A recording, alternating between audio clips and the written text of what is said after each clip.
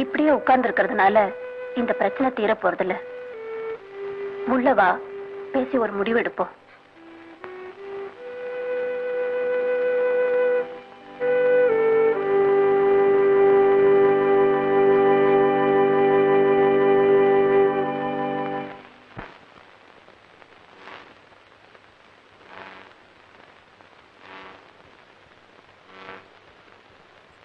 இந்த நிலைமையில உன் சங்கடத்தையும் உன் மனசு படுற வேதனையோ என்னால நல்லா புரிஞ்சுக்க முடியுது.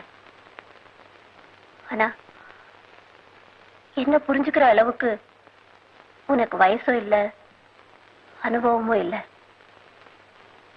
இருந்தாலும் சொல்ல வேண்டியதை நான் சொல்லிடுறேன். என் புருஷன் என்னை விட்டு ஓடி போனப்போ பாவம் புள்ள குட்டிக்காரின்னு பரிதாபப்பட மட்டும் நிறைய பேர் இருந்தாங்க. ஆனா பக்கத்துல வந்து உதவி செய்ய ஒருத்தருமே இல்ல. அதுக்காக இப்படி நடந்துக்கணுமா? இதை விட கொஞ்சம் விஷத்தை கொடுத்து செத்துக்கலாமே. வாஸ்தவம் தான். பலகீனமான எல்லாருமே அந்த முடிவுக்கு தான் வருவாங்க. இதோ அன்னைக்கு நானும் அதே முடிவுலதான் இதை வாங்கி வச்சேன். ஆனா என் கையாலேயே உங்களுக்கு பாலையும் வார்த்துட்டு விஷத்தையும் கொடுக்க எனக்கு மனசு வரலடி. அதுக்கு மட்டும் மனசு வரலைங்கிறியே, அதை விட கேவலமானது நீ இப்ப நடந்துகிட்ட முறை. இதுக்கு மட்டும் உனக்கு எப்படி மனசு வந்தது? நியாயமான கேள்வி தாண்டி. இதை நினைச்சா உன்னை விட எனக்கு தாண்டி ரொம்ப வெக்கமா இருக்கு. அதான் அப்ப இருந்த சூழ்நிலைய கொஞ்சம் நினைச்சு பாரு. ஒவ்வொரு குழந்தையா நான் பெத்து வளர்த்தப்போ இது டாக்டருக்கு படிக்கணும், இது வக்கீல் ஆகணும், இது என்ஜினியர் ஆகணும், இது கலெக்டருக்கு படிக்கணும்னு நான் எப்படி எல்லாம் கோட்டை கட்டி இருந்தேன். ஆனா உங்க அப்பா கையால் ஆகாம பயந்து ஓடி போயிட்டான். அந்த நேரத்துல சாகணுங்கிற வெறிய விட உங்களையெல்லாம் ஆளாக்கணுங்கிற வெறி தாண்டி எனக்கு அதிகமாச்சு.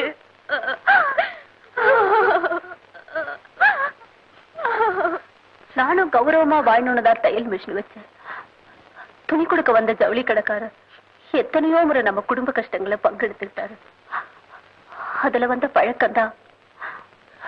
சரி, இப்ப அதெல்லாம் சொல்லி பிரயோஜனம் இல்ல. இதெல்லாம் நீ ஜீரணம் பண்ணிக்க முடிஞ்சா மேல படி. இல்ல இப்பவும் இதை தவிர வேற வழி இல்ல. தலைக்கு மேல நீ வளர்ந்துட்ட. நீ எந்த முடிவு எடுத்தாலும் அது எனக்கு சம்மதம் தான்.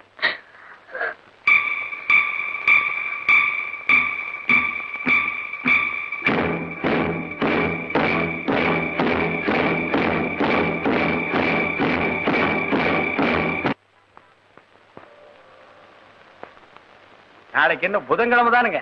ஆமா டெய்லர். பொண்ணு கிடைச்சாலும் புதன் கிடைக்காதுன்னு சொல்லுவாங்க. நல்ல நாளும் அதுவுமா சிங்கர் மிஷின் வாங்கி கொடுத்துட்டீங்கன்னா ஏதோ இந்த காளியின சரித்திரத்துல கடைசி வரைக்கும் உங்க பேர் இருக்கும். 10 நாள் பொறுத்துங்க டெய்லர், கட்டாயமா வாங்கி தரேன்.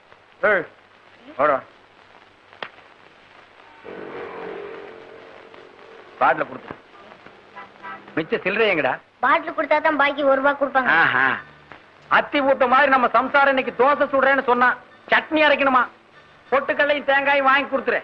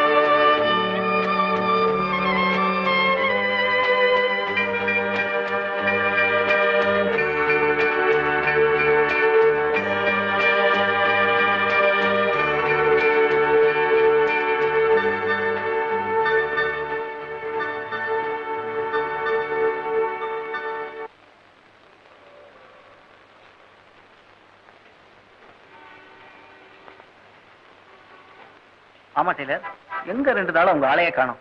அதானே எனக்கு ஒண்ணும் புரியலைங்களே. கிணத்துல போட்ட கல்லாட்டமா ஒரு அசைவிங்கானா? கொஞ்சம் இருங்க, சின்ன பிட்டு நிக்குது, அத விசாரிப்போம். பாபு, இங்க வாராஜா. அடி என்ன பெத்தாளு, என் கண்ணில் இங்க வாமா. வாராஜா, வாமா, வா வாகண்ணா, வா வா. என்ன சாப்பிட்டியா ராசா? நீ சாப்பிட்டிருப்பிய, வயித்த பார்த்தாலே தெரியுது. என் கண்ணு, அம்மா என்ன துணி தைக்குதா ராசா? இல்ல, எங்க அக்காவுக்கும் எங்க அம்மாக்கு என்னமோ சண்டை. எங்க அக்கா இனிமேல அம்மாவை துணி தைக்க வேண்டாம்னு சொல்லிச்சு. எங்க அக்கா இனிமேல ஸ்கூலுக்கு போக மாட்டேன்னு சொல்லிச்சு. இப்போ வேலைக்கு போயிருக்கு.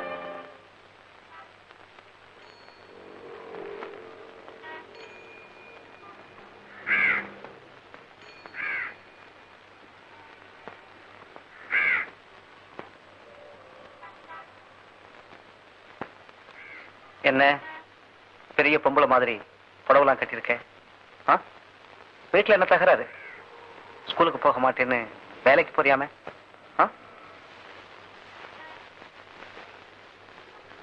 இனிமே தயவு செஞ்சு நீங்க என்ன பார்க்க வராதீங்க.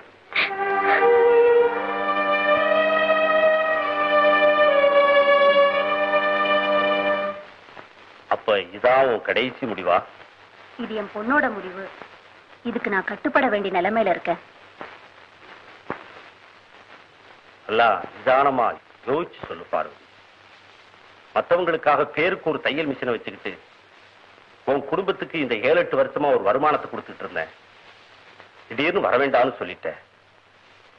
உன் பொண்ணோட 100 ரூபாய் வருமானமே உன் குடும்பத்துக்கு சரியா போகும்னு நினைக்கிறியா? சரி பண்ணிக்கணுங்கிற முடிவுக்கு வந்துட்டேன்.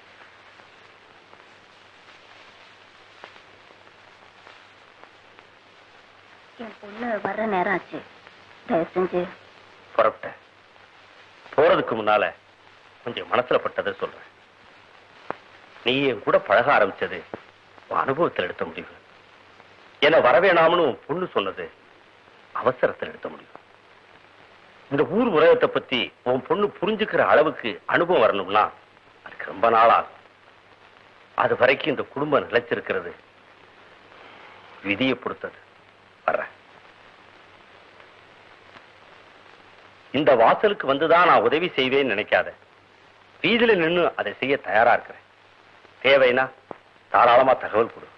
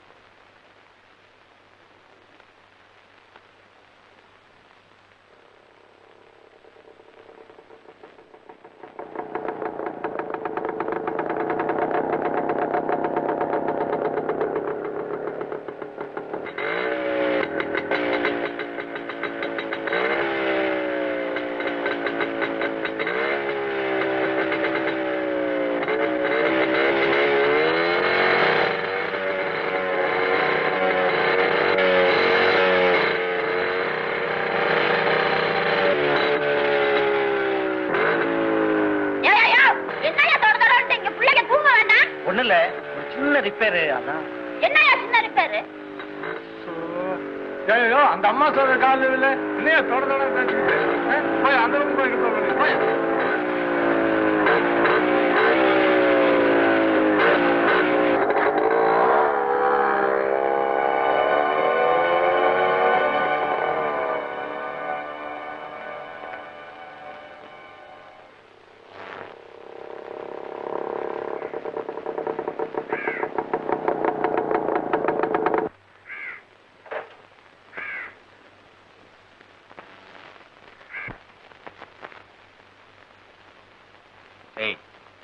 இந்நேரத்துல எங்கடா போயிட்டு வர?